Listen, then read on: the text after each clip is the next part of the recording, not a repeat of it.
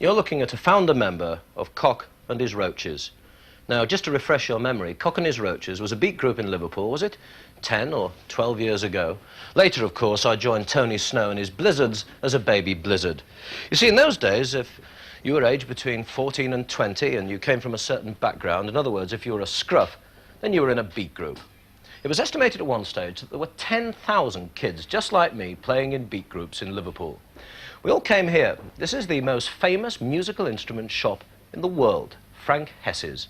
It's famous because, well, I bought my first guitar here and, well, the Beatles did too. They bought them off Jim Gretty, who's still selling them to the kids of Liverpool today. We later became the stars of Jim Gretty's guest night at the Liverland Town Hall. And we brought the house down at the Camel Herd's Social Club, which was a great gig because after it you got a ride home on a Camel Herd's bus.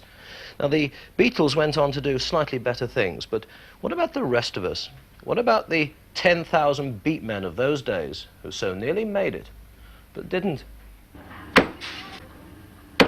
Teddy Taylor, now chopping up meat for a living in a Southport supermarket, once led his own beat group, King Size Taylor and the Dominoes.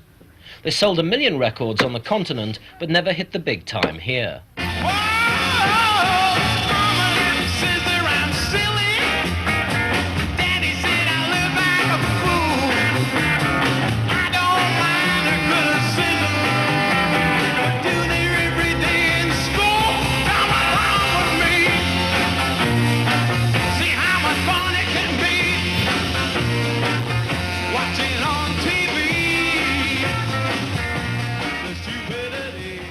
Teddy is happy enough, but he would have liked a few quid in the bank after all those hard days' nights banging out rock in tatty clubs and then missing out on the Mersey beat craze of the 60s.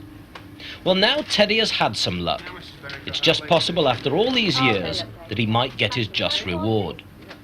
Lying under a counter in the butcher's shop is something which could compensate Teddy for all the millions he never made. It's a tape recording. It's quite an old one. We put it on a new spool. This recording is unique. It's the first and only copy of the Beatles playing live. Teddy owns it, and it could make his fortune out of the beat business at last. This tape could be worth millions. It's a unique recording of the Beatles as they were before they hit the big time. It's the only one in existence, and it came about when I was in Hamburg, and we were playing at the same time as the Beatles there, and we used to use a tape recorder to find the levels. This is in 1962, Christmas Eve, this one was made. And what happened? Well, we had this tape recorder set up at the time, and it was just left running throughout the night. Everybody was on it, all the old bands from the time. And when we came to sort it out later on, it finished up with about 2¼ hours of the Beatles on it, you know. I was playing it in a studio in Liverpool, which my friend owned, and it just got left there for about 5 or 6 years. In fact, it never even crossed my mind until I happened to mention it to Alan Williams. Enter Alan Williams, a bankrupt nightclub owner, a pint-sized Welsh Liverpudlian with a thirst to make his fortune. He set out to find the missing tape, and his search brought him here to a back street in Liverpool. Well, we eventually traced the tapes to this building, which is in Hackings Hay, which is coming down shortly. 5 years ago, there was a recording studio here, and the tapes were left there. The recording studio was closed, and when we eventually found the person who had the studio, we came back here, broke in, because this is the only possibility where the tapes could be. And what happened? You went upstairs? Went upstairs, broke in, and there were the tapes covered in 5 years' dust. Where were they? Just lying on the table there.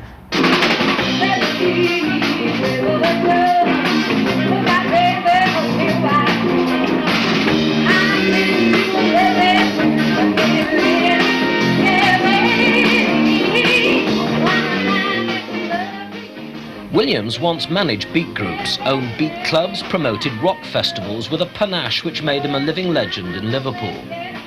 His first outdoor rock festival was washed away by floods. He opened a club in Preston which was raided by police on the first night. Civic dignitaries were caught crawling out of a window. He opened a Blackpool rock business in Spain. He, 2 sugar boilers and a rap and roller were deported by the police. But what really launched him on this spectacular career was perhaps the biggest gaffe in show business history. Alan Williams is the man who gave the Beatles away. He was their manager, but handed them to Brian Epstein for nothing, and threw in Jerry and the Pacemakers as well. So I had a row with Lennon over money, basically, over commission. We didn't agree. And in actual fact, I made a classical statement, said, right, Lennon, you'll never work again, mate, you know. How about that, you know?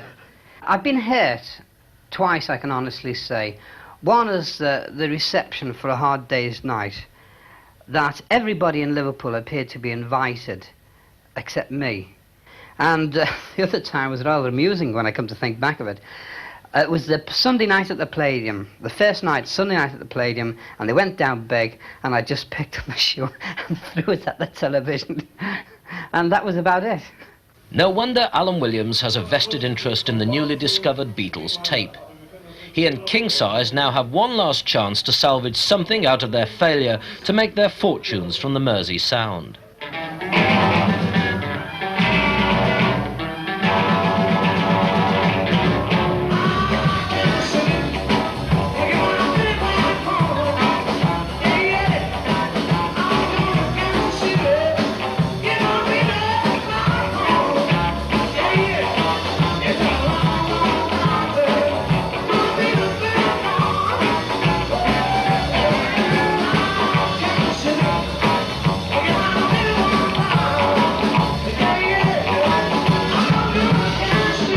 Right, now Alan, what's so special about that tape? Well, apart from its historical value, Ringo had just joined the group. I think it was Ringo's first professional job with the Beatles. And this was the Beatles' sound before they actually hit the big time. It's the greatest thing I've ever heard them do. Why? Because it is them in their raw, with no edges sort of cut or any studio tricks and things like that. That is the pure Beatles playing rock and roll. Now, what's it worth? Well, you know, the mind boggles to what it is worth. I mean, nobody likes talking in telephone figures and things like that, but it's estimated if this goes out as a Beatles album, well, it could be anything, 8 million, 10 million, 20 million pounds. As much as that? As much as that. Well, an LP is £2. Now, the minimum sale that one would expect throughout the world must be about 8 million copies sold. I must confess, having heard a bit of it, that the reproduction isn't all that hot, is it? I mean, you can't hear their voices as distinctly as you would on a record. Don't you say that. It's marvellous. Well, no, it's true. I mean, the reproduction isn't as good as it could be. So what could you do to get around that? Well, the whole point is, the thing is, the condition it was done under, this is something that must be got over to the public. Conditions? The fact of the conditions that it was done under. It's a live show done between 2 and 4 o'clock in the morning. But nobody was at their best, you know, and I think the people would appreciate this.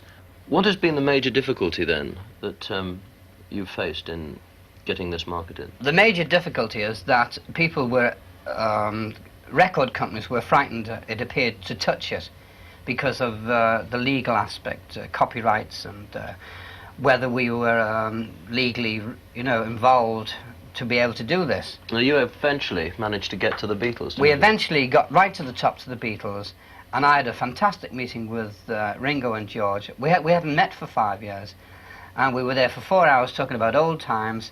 George finished giving me a present for Beryl of about 16 rubies, uncut rubies, and all sorts of little things like on the tape there, God bless you, Alan. And they liked the idea of it, and they said, sure. Somewhere along the line, they felt that it could be used, but they want 4 copies, one for each, and they will sort of dress it up and present it to Paul and John. At the moment, they're going through difficulties of their own, and as soon as this is sorted out, then we hope to have this out. So if the Beatles, in fact, say yes, then you're both going to be quite rich men, aren't you? I hope so. Yes, I hope so, sincerely. It couldn't happen to nicer people. What would you do with the money? Apart from buying a yacht and a Rolls, that's no problem, what we're going to do with the money. And I think I would commission a statue to the Beatles in Liverpool somewhere, as a memorial for what they've done to me. What they've done to you, though, was basically to fire you as the manager, wasn't it? Wait till you see the statue I'm going to build.